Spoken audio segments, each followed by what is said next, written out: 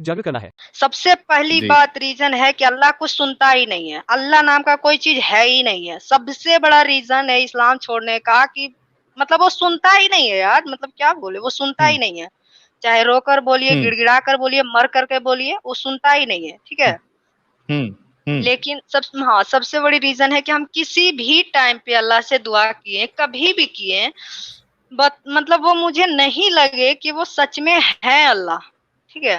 हुँ, मुझे हुँ। कभी ऐसा नहीं हालाँकि लगा कि अल्लाह हा है हा या जी, हालाँकि आप तहज्जुद भी पढ़ रही थी और नमाज़ें भी पढ़ रही थी, बाकायदा आप रमज़ान में 5-5 कुरान आप ख़त्म कर रही थी पढ़ के, यानी जी, इतनी जी, इबादत बिल्कुल। करने के बाद भी अगर एक भी दुआ कबूल ना हो, तो फिर ज़ाहिर-सी बात है एक इंसान को तो और ये लगेगा ही। जी, फजर की जी। नमाज़ के बाद मतलब फजर नमाज़ पढ़ने के बाद सूरह यासीन, फिर थोड़ी देर के बाद चाश्त की नमाज़, तो मतलब जितना होता है ना नमाज़, चाश्त की एक नमाज़ होती है वो नमाज़ पढ़ना, फिर क्या बोलते हैं मतलब असर के टाइम, जोहर के टाइम में सूरह रहमान पढ़ना, सूरह वाक़िया पढ़ना, मतलब टोटल सुबह से शाम तक के बस कुरान ही में डूबे रहते थे, ठीक है? बस एक ही हाँ। दुआ माँगते थे कि मुझे हुँ, मेरे शौहर मिल जाए ताकि हम किसी गलत हाथ में ना जाए। मेरी बेटी मतलब किसी गलत हिंदू धर्म में ना जाए। बस ये चाहते थे कि अगर अल्लाह आप सच में हैं, आप सच में हुँ, हैं और आप सच में काफ़िर से नफ़रत करते हैं,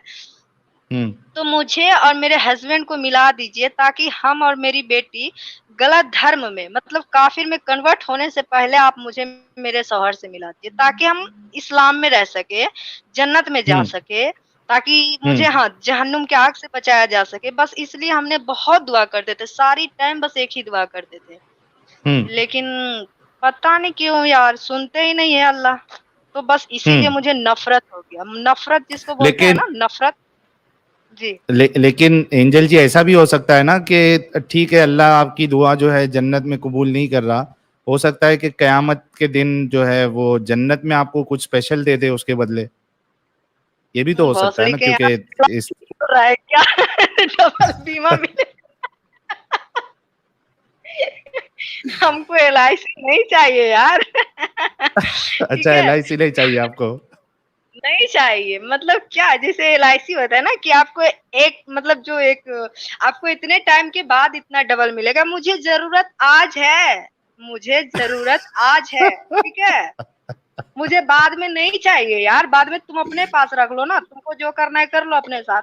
मुझे नहीं चाहिए, सही बात बाद है। में उतना इ स्ट्रॉन्ग हो जाएँगे कि हम खुद वो चीज़ खुद कर सकते हैं। मुझे हाँ, ज़रूरत जैसे आप मान लीजिए कि आपको बहुत पैर में चोट लगी है, ठीक है? और आप हाँ, सोच रहे हैं कि मुझे एक बैसाखी चाहिए या कोई सहारा चाहिए। अगला हाँ। आदमी कहता है कि जब जब ठीक होकर के आओगी ना तो तुम्हारे लिए एक व्हील चेयर रखे हैं बाबू। बताइए इसका क्या मतलब है?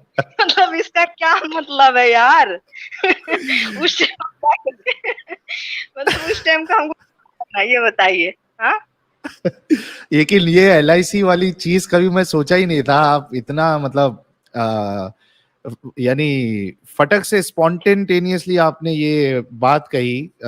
अगर मेरे को कोई ऐसा सवाल पूछ लेता तो हो सकता है मैं उसको जवाब नहीं दे पाता, लेकिन आपने जो एक जवाब दिया है कि भाई एलआईसी जैसा नहीं चाहिए मुझे डबल, आज की तारीख में ज़िंदा है, आज इधर चाहिए। वही तो यार मतलब क्योंकि हम ना एलआईसी कराकर भी छोड़ दिए इसी वजह से। अच्छा, हाँ। जी।